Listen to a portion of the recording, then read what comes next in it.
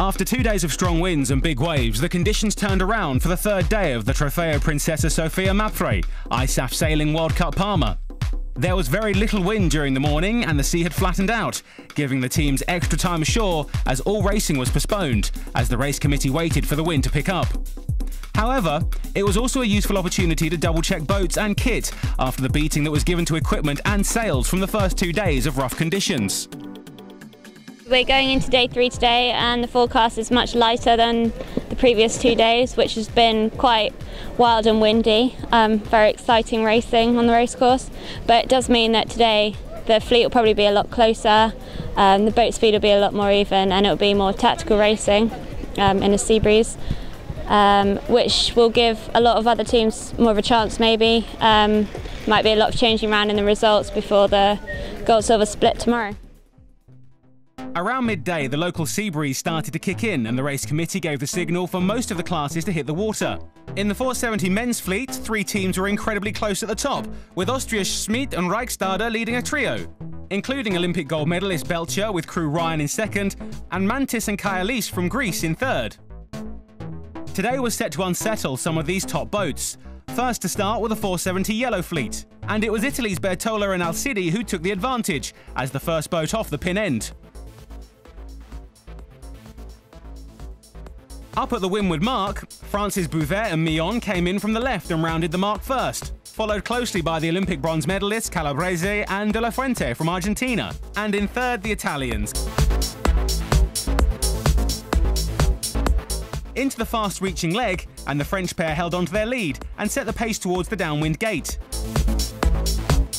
Series leaders Schmidt and Reichstader were buried further back in the fleet, close to the New Zealanders Snow Hansen and Wilcox.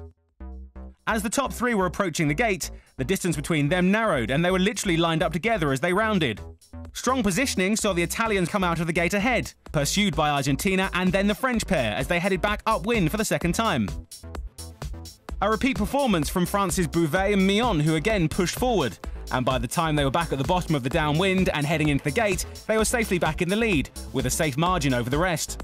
Some big moves up the fleet from the New Zealanders Snow Hansen and Wilcox, and amazing downwind tactics saw them sparring with the Argentinas for second place as they headed towards the finish. The Kiwi pair were on fire, and with the French taking the race win, they secured second, leaving Calabrese and De La Fuente in third, ensuring all 3 remained in the top 10 on the leaderboard.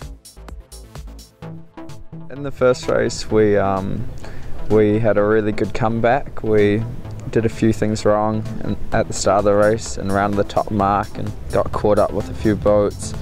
Didn't really find our feet until the first downwind, and we jived away from the bunch, and yeah, we carved through the fleet nicely. But yeah, the downwinds were where we made things happen, and just got second. Did a nice job, yeah, on the downwinds, like I said. And tomorrow we're looking forward to lining up with the best in the world. Can't wait to line up with the Australians and the British and everyone in one fleet. While the 470s were finishing, the NACRA 17s, the new mixed Olympic event, were on their way to race area Echo for their first race of the day.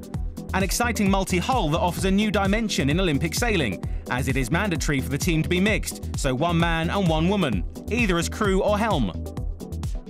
The 34-boat NACRA 17s were spread along the start line, with the Swiss pushing up towards the middle of the line and starting too early. A great opening from Italy's Porro and Banti saw them start first at the pin end. The fleet headed on a fast upwind sprint, and it was soon the turn of the French team of Besson and Rieu to move up a notch and take the lead at the windward gate, before piling on the speed downwind to increase their lead. After a perfect rounding at the bottom gate, they kept on form and took their first win of the series, with teammates Verreau and Ordinaire in second. Both advanced up into the leaderboard top 3. The sea breeze kept blowing for the rest of the day, enabling all fleets to keep to their race schedule and compete the required number of races for the qualification series. The series moves on to stage 2 tomorrow, with 2 days of finals racing, ahead of the medals races on Saturday.